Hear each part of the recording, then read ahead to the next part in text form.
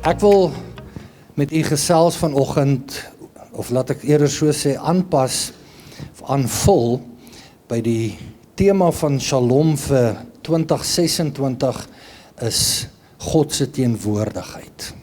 Het ek dit reg so? Sy teenwoordigheid. En vandag wil ek so 'n bietjie gesels oor die teenwoordigheid van God. En die tema van my boodskap vanoggend is knope, garing en heerlikheid. Hoekom werk hy nie? Wat doen ek verkeerd?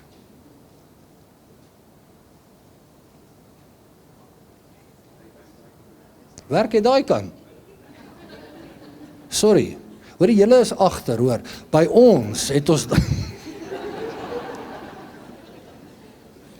daar sy knope, garing en heerlikheid. En ek gaan vanoggend met jou gesels uit Matteus hoofstuk 1. As jy jou Bybel saamgebring het, maak hom asseblief saam met my daar oop, Matteus hoofstuk 1. As jy nie weet waar Matteus is nie, dis Exodus, Levitikus, Numeri, Matteus. Matteus hoofstuk 1, ek gaan net 2 versies vir jou lees. Vers 16 sê, en Jakob, die vader van Josef, die man van Maria, uit wie gebore is Jesus, wat Christus genoem word, al die geslagte dan van Abraham tot Dawid is 14 geslagte en van Dawid tot die Babyloniese ballingskap 14 geslagte en van die Babyloniese ballingskap tot Christus 14 geslagte. Wat 'n awesome gedeelte om uit te preek. Terwyl ek gedink het aan my boodskap oor die laaste paar weke, het hierdie gedeelte nogal baie sterk in my hart opgespring. En terwyl ek aan hierdie gedeelte dink, dan dink ek aan die kunstige weefwerk van God.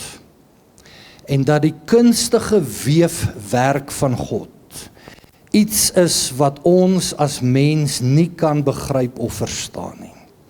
Dit is absoluut asemrowend vir my om te dink dat 'n persoon wie so groot is soos God, 'n persoon wie so hoog in heerlikheid is, sulke fyn kunstige werk kan doen. En wanneer ons na die geslagsregister van Christus kyk, dan sien ons die haarfyn weefstuk van God die Vader. En tog is die geslagsregister van Jesus nie net 'n historiese rekord nie, maar dit is ook 'n strategiese aspek en het dit ook 'n baie merkwaardige geestelike betekenis. As ons kyk na die strategiese betekenis van dit, dan is die geslagsregister van Christus die bewys tot die regmatigheid of die wettigheid of die geldigheid van die messiaskap van Jesus Christus.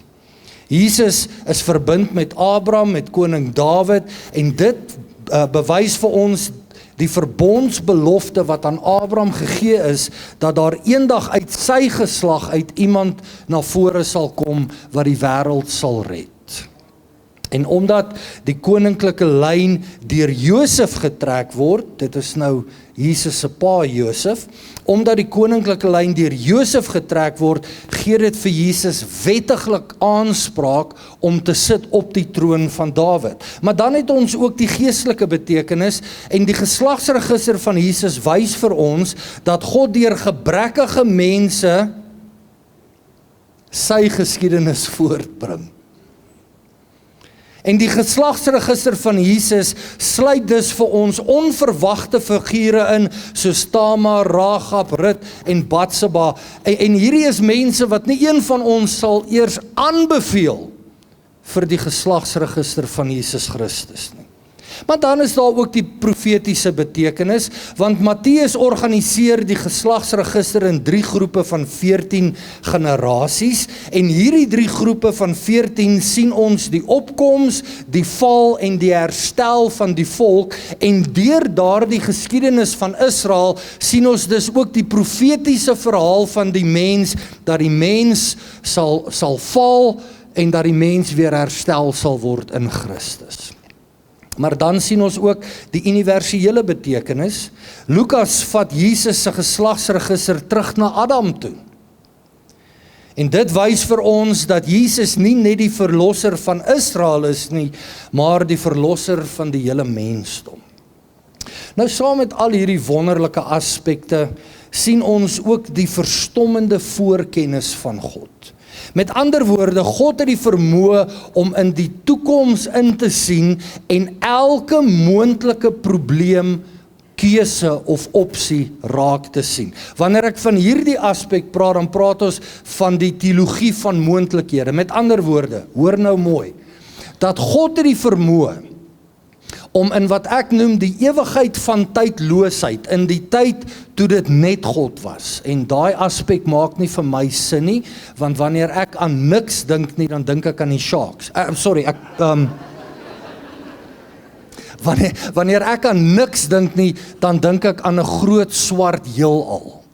Maar dis nie niks nie, dis iets. Dis 'n groot swart heelal. Maar in daardie tyd toe dit net God was by homself, het God die vermoë om die toekoms in te kyk en elke moontlike besluit wat elke mens gaan maak, te kan sien en 'n uitkoms te gee vir elkeen van daai besluite. Ek mag verkeerd wees, pastoor Lorenz, jy moet my help as ek verkeerd is, maar ek vermoed dat God groter is as ons.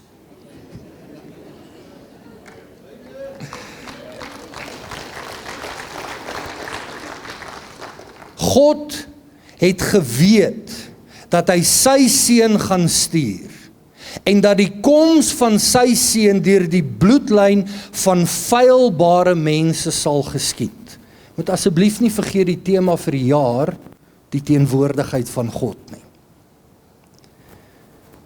En omdat God elke moontlike besluit van elkeen van daai mense vooraf geken het, het hy ook klare uitkoms gehad vir elke besluit wat van elkeen van daai mense gaan maak.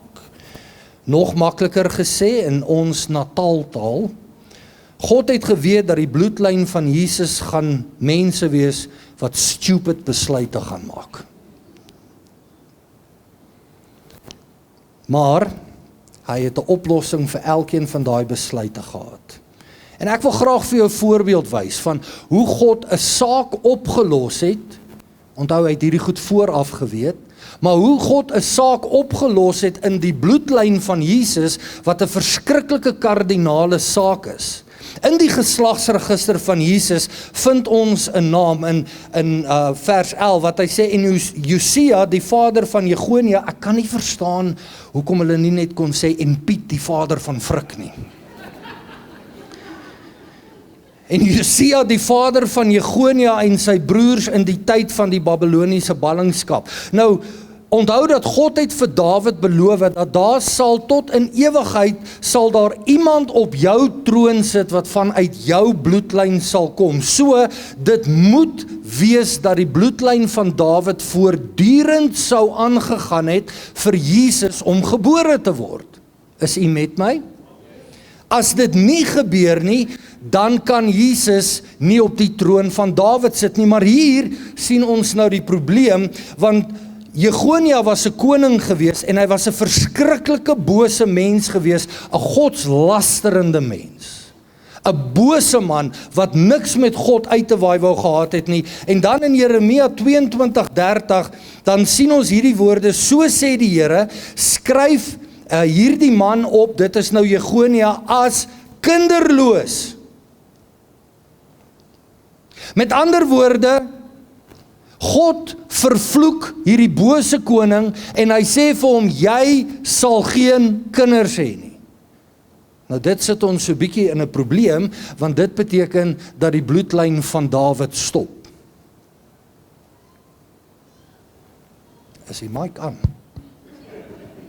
Ek sê die bloedlyn van Dawid stop. So ons sit bietjie met 'n probleem, maar onthou, God weet alles. En God het geweet dat hierdie goed gaan gebeur. So kyk wat het God gedoen. Matteus trek die bloedlyn deur Jegonia tot by Josef. Dit beteken dat omdat daar geen regmatige kinders meer na Jegonia was nie, dat Jesus eintlik nie op die troon mag sit nie, maar omdat dit deurgetrek word na Josef toe, mag Jesus wettiglik op die troon sit, maar die probleem is, die vloek word ook oorgedra. Is jy met my?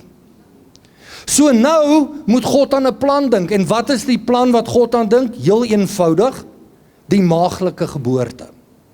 Want jy sien wat Jesus hierso doen, is dat, of wat God hierso doen, is dat Jesus ontvang die wettige reg tot Dawid se troon deur Josef, maar Jesus stam nie biologies van Josef af nie. Want Josef was nie die vader van Jesus nie. Vir die van u wat dit nie geweet het nie. Inteendeel, Lukas se geslagsregister volg die biologiese lyn van Dawid deur die seun Nathan. So met ander woorde, hy gaan nie van Dawid na Salomo toe nie, maar van Dawid na Nathan toe en raai wie word gebore uit Nathan? Maria. Wat beteken dat God het hierdie ding pragtig uitgewerk, dat Jesus wettiglik op die troon mag sit, maar die vloek word nie oorgedra nie, want hy word gebore uit 'n skoon lyn Maria. Ek wil dit weer sê, dit wil vir my voorkom asof God slimmer is as ek.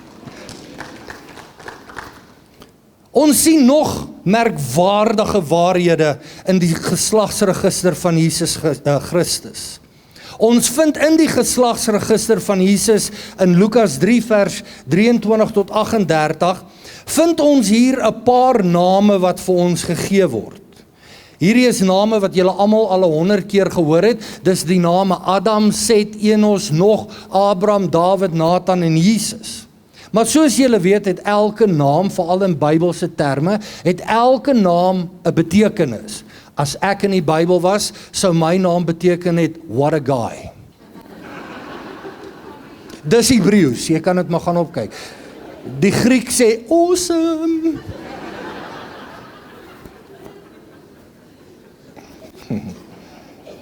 Julle gaan my nie glo nie, maar hierdie vrou is lief vir my. Hierdie name beteken iets, en hier is wat die name beteken. Adam is mens, Set is aangestel, Enos is sterflik, Noag is rus, Abraham beteken vader van baie, Dawid beteken geliefde, Nathan beteken geskenk, en Jesus beteken die Here red. Nou al die slim teoloë stem saam, dat wanneer ons hierdie name, wat in die geslagsregister van Jesus is, wanneer ons dit by mekaar sit, dan vertel God die evangelie wat sê, die mens is aangestel om sterflik te wees, maar rus word gegee deur die Vader van baie, wie sy geliefde Here geskenk het om te red. Behalwe vir dit, vind ons 5 name in die geslagsregister van Jesus, wat eintlik nie sin maak van hoekom hulle daar moet wees nie. Die eerste enetjie se naam is Tamar. Jy sal haar storie vind in Genesis 38. Nou wat Tamar gedoen het, is sy het haarself vermom om soos 'n prostituut te lyk. Nou sy was 'n Jood. Okay, so sy is nie eers 'n geredde of 'n ongeredde prostituut nie, is nou sommer 'n geredde prostituut. Jy moet die erns hier sien. Ons praat hier van 'n vrou wat uit die volk Israel uitkom. So in ons terminologie 'n geredde persoon. En sy vermom haarself om soos 'n prostituut te wees, sodat sy by 'n man kan swanger raak as gevolg van 'n baie lang storie wat ek nie nou gaan ingaan nie, maar die probleem hier is sy vermom haarself soos 'n prostituut om by 'n ander man te kan swanger raak. En wanneer ons na haar storie kyk en agterkom dat ons dit vind in die geslagsregister, dan weerspieël haar storie vir ons geregtigheid, die behoud van afstamming en God wat deur moreel komplekse situasies werk. Ek het hier geskryf, moet geen amen verwag nie. Dan is die tweede persoon wat ons kry is Rahab. Rahab was net 'n prostituut geweest. Sy was nie eers 'n Joodse prostituut nie. En wat sy gedoen het, is dat toe die spioene gegaan het om op Jerigo te gaan spioneer, het sy die spioene weggesteek, en God het haar en haar huis gered. Later het sy deel geword van die Jode self. En wat ons hier vind, is dat sy demonstreer geloof in God, al is sy nie 'n Israeliet nie. En soos wat ek sê, later het sy deel geword van die volk van Israel, en volgens Matteus, hoor vir my mooi, die voorouer van koning Dawid. Dan het ons nog 'n persoon hier wat die vroue, baie van nou as dit by vrouekampe kom, en dis Rut. Nou sy was 'n Moabitiese weduwee, wat lojaliteit aan haar Israelitiese skoonmoeder Naomi en aan Israel gekies het. Hierdie moes 'n merkwaardige vrou gewees het om haar skoonma te kies.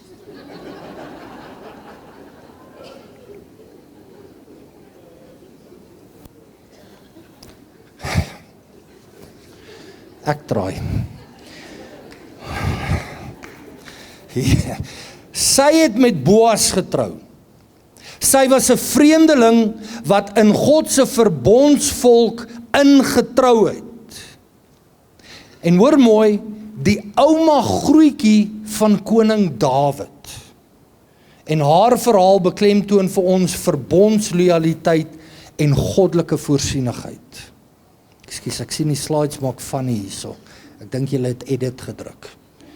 Ons ek en jy sal na die tyd gesels, Mac. Dit maak nie saak nie. Dan is daar nog 'n vrou wat ons sien, en dit is die een wat almal like om te vertel, Batseba. Sy was die vrou van Uria, maar sy het betrokke geraak met koning Dawid. Almal blameer altyd vir Dawid, sy's net so skuldig.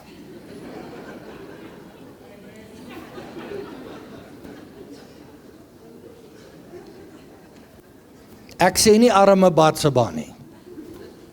Wat 'n tipe vrou bad in die tuin.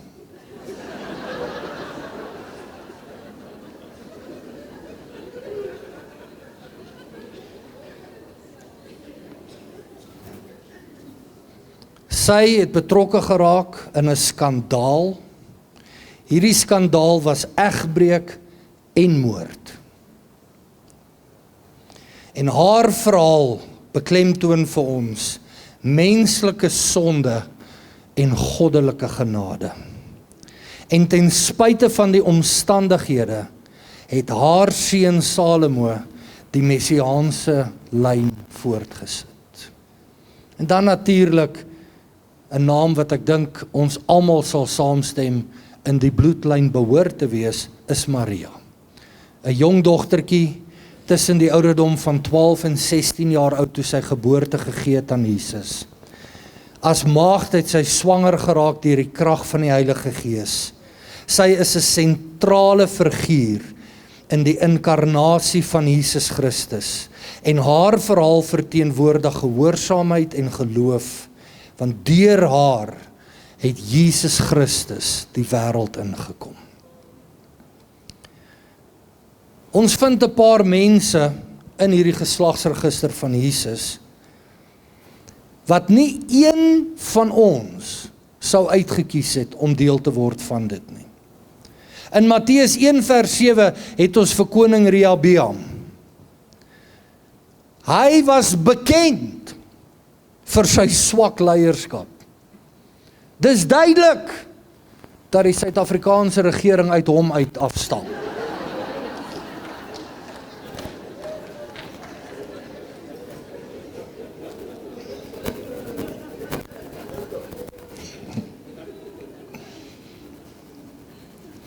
Hy was bekend vir sy swak leierskap en as gevolg van hom is die koninkryk van Israel verdeel. Matteus 1 vers 8 lees ons van koning Joram, wie 'n uiterse goddelose koning was. In vers 9 lees ons van koning Agas. Hy was betrokke by grove afgodery en het self sy eie kinders aan afgode geoffer. Onthou, hierdie is name wat in die geslagsregister of in die bloedlyn van Jesus Christus is. Vers 10 het ons vir koning Manasse. Hy was ook 'n baie bose koning en verantwoordelik vir die afgoderry en geweld in die volk. In Matteus 1 vers 11 tot 12, soos wat ek net nou gesê het, het ons vir die koning wat deur God vervloek is, wat geen kinders sou gehad het nie. Die teenwoordigheid van hierdie individue, die 5 vrouens wat ek genoem het, hierdie klomp name wat ek nou hier genoem het, van hulle was great. Nie hierdie nie, ek bedoel nie geslagsregister. Van hulle was great. Maar wanneer ons hierna kyk en veral die goddelose konings, diegene wat gekoppel is aan seksuele skandale of nie Joodse heidense wortels gehad het soos Tamar en Rahab en Rut, dan wys dit vir ons dat Jesus nie in 'n perfekte, suiwer, uitsluitlik Joodse afkoms gebore word nie. Maar hy word gebore vanuit 'n gebroke, sondige mensdom. En net daai sinnetjie wys vir ons hoekom hy gekom het. Uitgebrokenheid om te kom herstel. Hierdie geslagsregister van Jesus Christus wys vir ons dat God deur buitestanders kan werk soos Rahab en Rut. Dat God verlos uit gebroke, skandalige situasies soos Tamar en Batseba. Dat God self sy beloftes vervul deur goddelose konings. En in hierdie eenvoudige boodskap sien ek een baie besonderse waarheid. Dat vanuit hierdie gebroke mense het Jesus Christus gekom. En nog 'n wonderlike aspek wat ek dink ons moet waarneem, is die tyd wat dit God geneem het om God in die wêreld in te bring. Hierdie stamboom is oor dekades aan mekaar geweef. Elke persoon wie daar moes gewees het, was daar. Ons praat van ongeveer 4000 jaar se weefwerk. Al hierdie weefwerk om een persoon op die toneel te kry. Elke persoon is baie noukeurig geplaas op die regte tyd en regte plek. Hoekom? Sodat Jesus gebore kan word. Met ander woorde, ons kan vir mekaar sê dat die teenwoordigheid van God van die begin af in en deur die stamboom van Jesus was. Met ander woorde, God was deur die eeue aktief betrokke om sy storie te skryf in en deur die lewens van feilbare mense. En die klimaks is Jesus Christus. Nou ek wil hier, en ek gaan nie veel hieroor praat nie, ek wil dit net vinnig noem, dat ons het baie keer verskriklik oorvergeestelik geraak met baie dinge.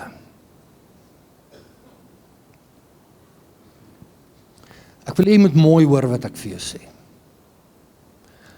Ons wag vir hierdie teenwoordigheid om baie keer neer te daal. En ek verstaan wat mense deur dit probeer sê, I get it. Maar ons wag vir iets om te gebeur, wat 2000 jaar terug klaar gebeur het. Die teenwoordigheid van God is nie 'n quasi-mystieke aspek nie. Dis nie 5 sinnetjies, 3 sleutels en 2 deure en dan is jy in die teenwoordigheid van God nie. In die Ou Testament het hy gewandel in 'n gebou wat hulle genoem het die tempel en veral in die allerheiligste. Maar Paulus sê, weet julle dan nie? Ken julle nie daai nie? Nee, julle doen. Let op, klas.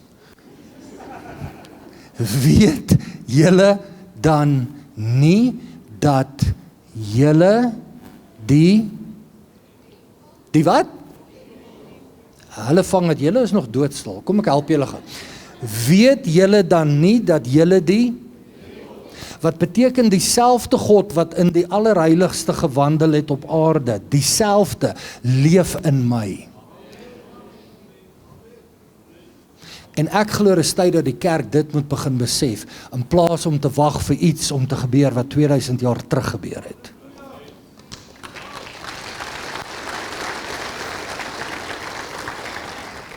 Daai was verniet. Maar ek sê dit vir jou, want ons moet verder begin dink oor die teenwoordigheid van God as net 'n belewenis en 'n ervaring. Daar's meer as dit. Maar deur die stamboom van Jesus is daar 'n paar wonderlike waarhede om ook raak te sien. Want ons sien hier dinge van God die Vader. Die eerste een, soos ek klaar gesê het, Mac, sit daai af, hierdie goed pas nou glad nie meer in nie. Dankie ou Mac. Ons sien hierso die alwetendheid van God. Hoor mooi wat ek sê, want ek gaan nou na einde toe begin beweeg. Ons sien die alwetendheid van God, dat God het vir Jesus geken nog voor Jesus op aarde was. God het Jesus nie kognitief geken nie, maar in 'n verhouding met hom gewees. Hy het hom letterlik geken. Is jy met my? God het nie vir Jesus op 'n geestelike, intellektuele of cerebrale manier of op 'n sielkundige manier geken nie. Hy het hom totaal en al geken. Is jy met my? Die tweede ding wat ons sien van God in die geslagsregister van Jesus is die skepingsvermoë van God. En veral dat God vir Jesus doelbewus geskape het. In sy aardse liggaam natuurlik. Nee, julle verstaan wat ek sê. Jesus is nie geskape wese nie, hy is die skepper. Lord have mercy. Maar daar moes vir hom 'n liggaam gegee geword het, nee. En God het doelbewus daardie liggaam geskape. Nog 'n aspek van God wat ons sien is die verkiesing, dat God het vir Jesus gekies en afgesonder voor die grondlegging van die wêreld. Ons sien die voorsienigheid van God. God het bepaal hoe Jesus se lewe sal wees en vir hoe lank Jesus sal leef. Hier is ook 4 belangrike dinge om raak te sien. Dat God werk noukeurig, God beplan noukeurig, God skryf sy storie soos hy dit bepaal het, en God se tydsberekening is perfek. Nou, wanneer ons na hierdie dinge kyk, dan maak dit dat ons almal mos Pinksterhoendervleis kry. Julle ken hom mos, nee. As jy daai gevoel kry en daai hare staan so op nie. Hierdie is vir ons asemrowend en tereg ook so. Ons almal staan in verbasing oor dit wat God reg gekry het oor 4000 jaar om vir Jesus Christus op die aarde te kry. Hoor nou mooi wat ek vir jou sê. Maar Jesus is nie die uitsondering op die reël nie.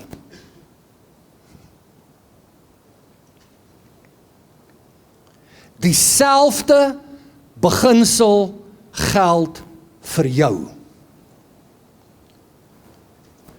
Die Bybel leer vir ons dat God jou persoonlik intiem geken het voor die grondlegging van die wêreld. Hierdie versie ken julle almal uit julle koppe uit Jeremia 1:5 wat hy sê voordat ek jou in jou moeder skoot gevorm het, met ander woorde voordat jy hier binne was, sê God, het ek jou geken. Galasiërs 1:5 praat Paulus oor homself, dan sê hy 1:15, ekskuus. Hy praat van God en sê hy wie my afgesonder het van die skoot van my moeder af. God het jou nie net geken nie. Hy is die een wie jou gevorm het in jou ma se maag. Job 10 vers 8 tot en met vers 12. Ek haal net 'n paar gedeeltetjies uit om dit te verkort, maar jy kan dit gaan lees by die huis. Job 10 vers 8 tot 12. Hoor hierso. Job wat praat, hy sê u hande het my geformeer en my gemaak heeltemal rondom. Met vel en vlees het U my beklee. En met benere en senings het U my deurvleg. Die lewe, ja guns, het U aan my bewys en U sorg het my gees bewaak. Met ander woorde, die Werner vertaling sê, God het my gemaak en God het besluit dat ek hier sal wees.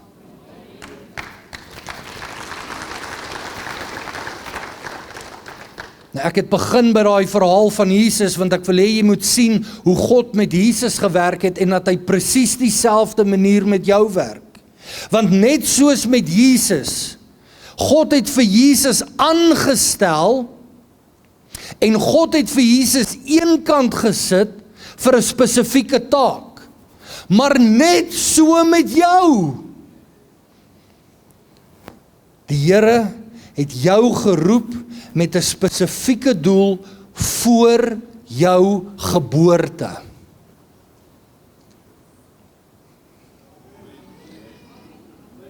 Ek bly as prisstil want ek volg my broer David se voorbeeld, Selah. Is van julle wat regtig hierdie goed moet hoor. Want is van julle wat dink dat jy 'n ongeluk is. Dat God het jou nie net intiem geken voor die grondlegging van die wêreld nie, maar hy het jou afgesonder en jou eenkant gesit vir 'n spesifieke doel en rede. Jeremia 1 vers 5 gaan hy aan, daar waar ek net so vinnig gelees het. Hy sê, voordat ek jou in jou moederskoot gevorm het, het ek jou geken, en voordat jy uit die liggaam voortgekom het, het ek jou geheilig. Ek het jou tot 'n profeet vir die nasies gemaak. Ek wil dit verder vat as dit, want ons almal dink net altyd aan daai tipe goed. Maar ek wil vir jou sê, God het besluit dat jy 'n mechanic sal wees. Ons wil altyd alles oorvergeeslik. Ons kan ons net vir die Here werk as ek op 'n verhoog staan, nê?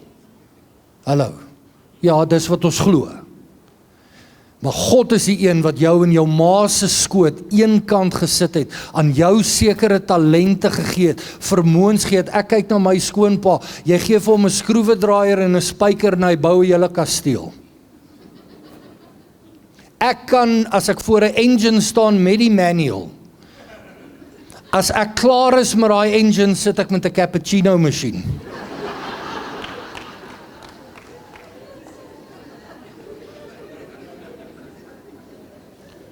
Maar God het voor jou geboorte, en as ek sê dat God jou geken het in die ewigheid, is dit nie dat jy bestaan het nie.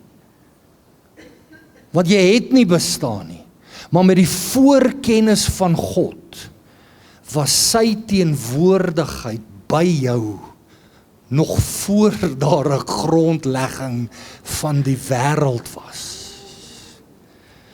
Galasiërs 1 vers 15, wat ek ook net nou gelees het, bevestig Paulus het ook, waar hy sê, maar toe dit God behaag het, met ander woorde, toe God gesê het, nou se tyd. Hallo.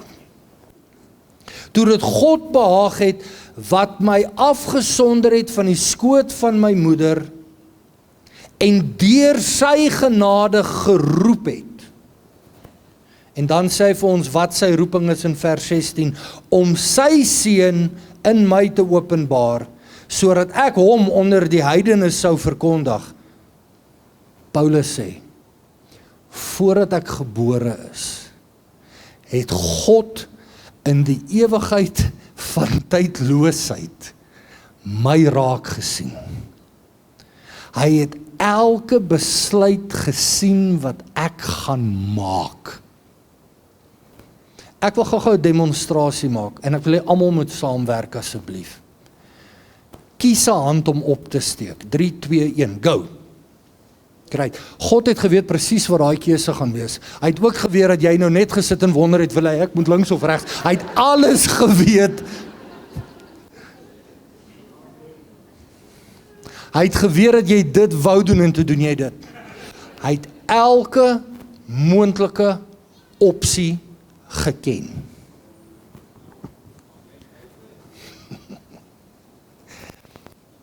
Ek gaan begin klaarmaak.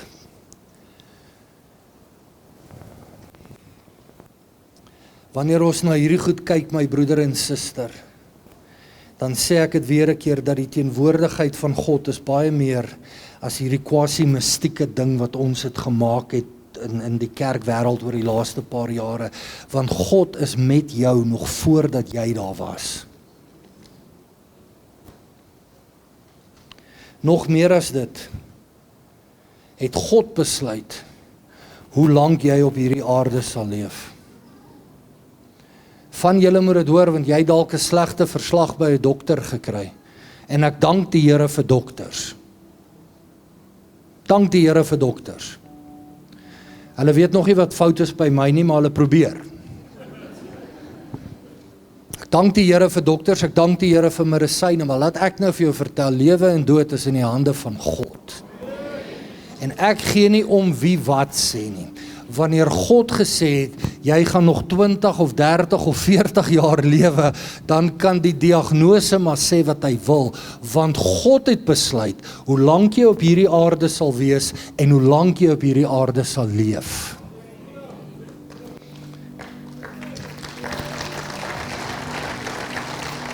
Psalm 139 skryf Dawid oor dit, hoor hierdie pragtige woorde, hy sê, en in u boek, hy praat van God, en hy praat oor sy dae op hierdie aarde, hy sê, en in u boek is hulle almal opgeskrywe, dae dat alles bepaal was, toe nog geen een van hulle daar was nie. Job 14 vers 5 skryf hy die volgende, hy sê, as dan sy dae, dis nou ons dae, vasgestel is, die getal van sy maande by u is, u het vir hom grense gestel, waar hy nie oor kan gaan nie. Shalom, die tema vir die jaar is God se teenwoordigheid. En ek sê dit weer en ek hamer op het, ons is geneig om iets van die teenwoordigheid te maak wat dit nie is nie. Iets onbereikbaars. As jy nou by Koen boekwinkels instap, gaan jy ten minste 10 boeke kry met die titel wat sê 5 sleutels van dit en 10 doktrines van daai en 9 stappe van hierdie.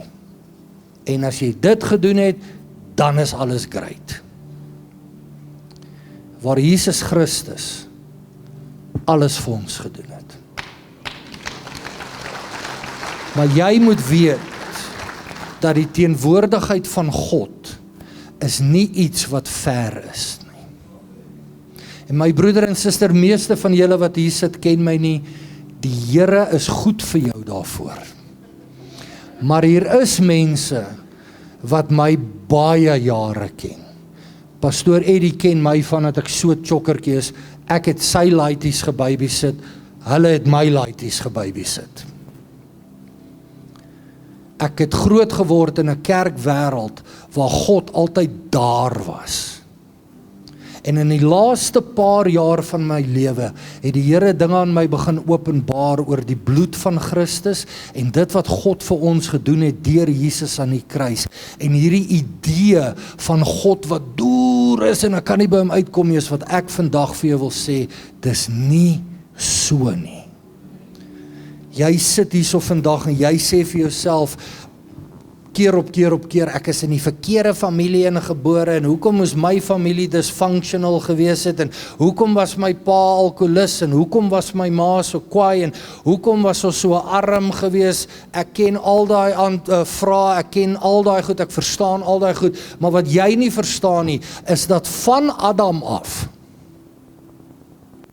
het God jou storie begin weef. Van Adam het God jou raak gesien. En hy het jou storie begin weef deur generasies en eeue, sodat jy uit die regte bloedlyn kan kom, sodat jy in die regte familie ingebore kan word, sodat jy die regte pa kan hê, al was hy 'n buffel.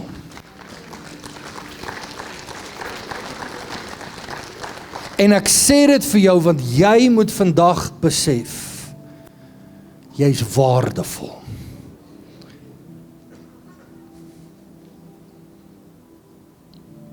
Ons leef in 'n wêreld waar die kompetisie so hoog geraak het.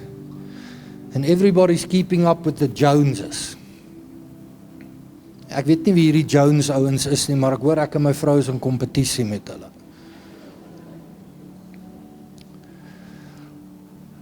En daar is selfs in die kerkwêreld onrealistiese, onskriftuurlike verwagtinge wat op mense geplaas word en ons misluk en ons voel soos mislukkings want ons kom nooit by daai standaard uit wat iemand daar gestel het nie. En jy voel jy kan nie in hierdie gemeente vir God iets doen nie want jy het nou eers hierdie probleem en dis daai kindertrauma en ek wil hê jy moet vandag weet dat van Adam af het God metafories met sy naald en gare jou storie begin weef, want die storie op die einde van die dag is nie jy nie, maar Christus deur jou.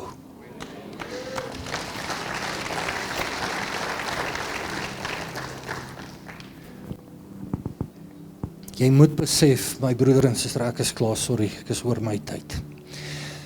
Ek wil net hê jy moet vandag, dis 'n baie eenvoudige, simpel boodskapie vandag, ek weet dit. Maar ek wil hê jy moet sien die waarde wat jy het vir God.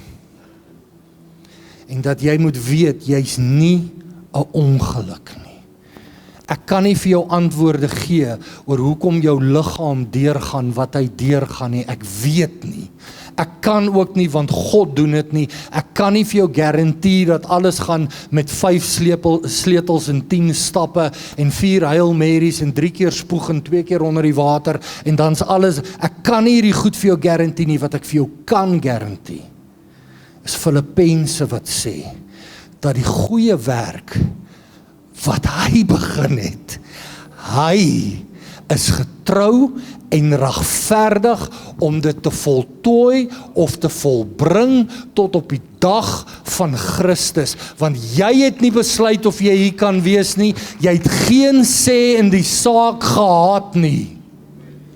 Ek kan nie onthou eendag dat die Here in die ewigheid vir my gesê het, "Raai, wat se tyd en datum nie." Ek kan net onthou ek was eendag hier. En ek het dankie vir hierdie prentjie. Ek het hierdie prentjie vir ons gaan kry, sodat jy kan sien van eeue af, hoe God jou beplan het vir baie pertinente, spesifieke redes. Jy is nie 'n nommer nie. Jy is nie 'n ID-nommer nie. Jy is nie net een of ander lidmaat in een of ander gemeente nie. Jy is nie net 'n burger in een of ander land nie.